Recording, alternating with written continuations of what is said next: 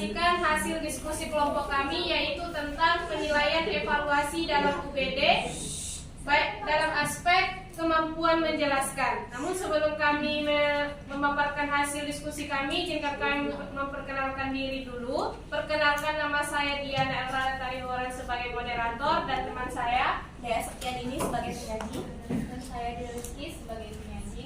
Saya Dina Hurzana sebagai penyaji. Oke, baik, di sini saya akan menjelaskan yaitu penilaian dan evaluasi dalam UPD aspek kemampuan menjelaskan. Yang pertama itu aspek kemampuan menjelaskan yang bagian akurat, yaitu terdapat indikatornya ada 4. Yang pertama, mampu menjelaskan secara cermat dan teliti tentang suatu hal. Yang kedua, sumber rujukan terpercaya. Yang ketiga, tidak bias atau menyesatkan dan harus menjelaskan dan mencerminkan maksudnya. Dan yang terakhir ialah penjelasan sesuai dengan sumber.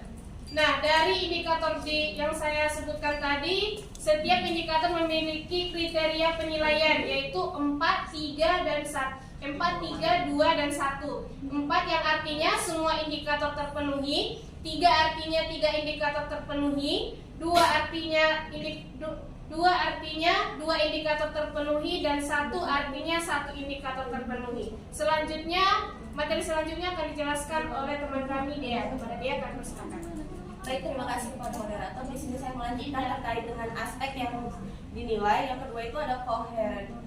Ada beberapa aspek yang dinilai, yaitu terdiri dari 4. Yang pertama, keterkaitan antar kegiatan belajar atau sub kegiatan belajar atau alinea. Kemudian yang kedua, adanya keutuhan makna dalam kegiatan belajar atau sub kegiatan belajar atau alinea. Kemudian yang ketiga, penjelasan berkesinambungan. Dan yang terakhir ada yang keempat, sesuai dengan tujuan yang dicapai. Dan dalam hal ini terdiri dari 4 indikator seperti yang sudah dijelaskan oleh teman saya. Yang keempat itu artinya semua indikator terpenuhi. Yang 3 itu artinya 3 indikator terpenuhi. Yang 2 itu artinya 2 indikator terpenuhi. Dan yang 1 artinya 1 indikator terpenuhi. Saya kembalikan kepada moderator. Baik, materi selanjutnya akan dijelaskan oleh teman kami Dinda. Dinda, kami persilakan. Terima kasih kepada moderator. Nah, selanjutnya aspek kemampuan, ada indikatornya yaitu dibenarkan. Nah, ada 4 butir indikator. Yang pertama itu 1 berdasarkan fakta, yang kedua didukung bukti ilmiah, yang ketiga didukung data atau validasi. Nah, yang keempat mampu memberikan alasan yang logis. Nah, selanjutnya yaitu aspek kemampuan menjelaskan sistematis. Nah, yang pertama itu indikatornya materi yang disampaikan runtut dan sistematis. Yang kedua, mampu menjelaskan rangkaian sebab akibat menyangkut objeknya. Yang ketiga itu penyampaian materi melalui prosedur yang tertata, berurutan dan terencana dengan baik. Yang keempat, keterangan disusun dalam urutan yang saling berhubungan. Nah, indikator itu memiliki 4 kriteria yang artinya itu 4 sama dengan semua indikator terpenuhi, 3 itu 3 indikator yang terpenuhi, 2 indikator yang terpenuhi, dan 1 indikator yang terpenuhi. Saya kembalikan kepada moderator. Baik, materi yang terakhir akan disampaikan oleh teman kami Dira. Kepada Dira kami persilakan. Baiklah, selanjutnya yang kelima itu ada kemampuan menjelaskan yang indikatornya prediktif. Prediktif itu adalah kemampuan menjelaskan dengan menghubungkan 2 atau lebih konsep yang lebih mendalam untuk dapat mengambil keputusan. Nah, indikatornya itu ada 4 yang jika siswa mendapatkan nilai 1, maka kemampuan memprediksinya kemungkinan berkesinambungan. Kedua itu mampu menganalisis data atau fakta yang ditemukan untuk memprediksi masa yang akan datang. Dan poin ketiga, penjelasan itu mengedepankan facts, yaitu berpikir tingkat tinggi. Dan yang keempat itu mampu memperkirakan suatu kesalahan. Dia dapat menemukan kesalahan yang terdapat dalam penjelasan teman atau dari kelompoknya lain. Nah, indikatornya itu ada 4. Kalau dapat nilai 4, dia semua indikator terpenuhi. 3 indikator terpenuhi, 2 indikator terpenuhi, dan jika dapat poin 1, maka hanya 1 indikator yang dapat dipilihnya. Terima kasih, saya kembalikan ke moderator. Baik, demikianlah hasil pemaparan dari hasil diskusi kami. Kepada teman-teman, jika ada yang ingin bertanya, kami persilahkan. Baik, kepada Saudari Novi kami persilakan untuk memberikan pertanyaannya. Terima kasih kepada moderator yang memberi saya kesempatan untuk bertanya.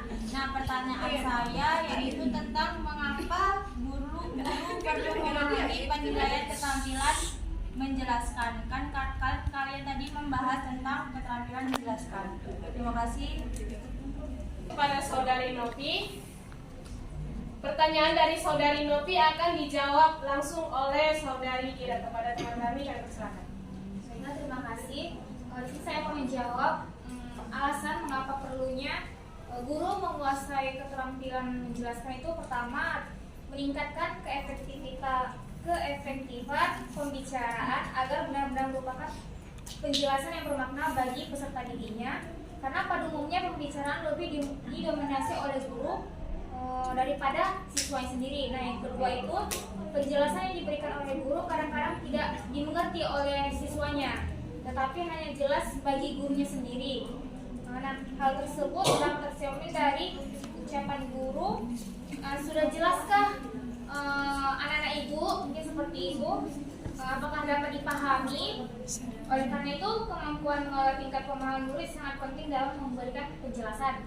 Yang ketiga, tidak semua murid dapat menggali sendiri pengetahuan dari buku atau dari sumber lainnya. Oleh karena itu, guru perlu menjelaskan lagi terhadap materi yang akan dipelajari. Tidak hanya dari buku saja siswa yang dapat menggali informasi.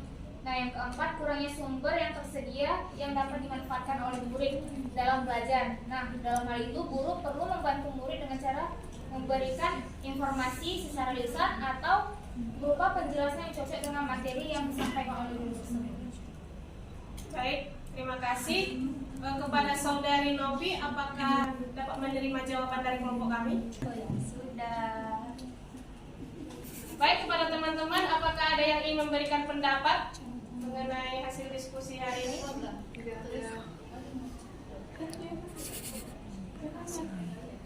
Baik, kepada Saudari Yohana kami persilakan. Baik, terima kasih. Saya ingin memberikan pendapat terhadap hasil diskusi kelompok 1.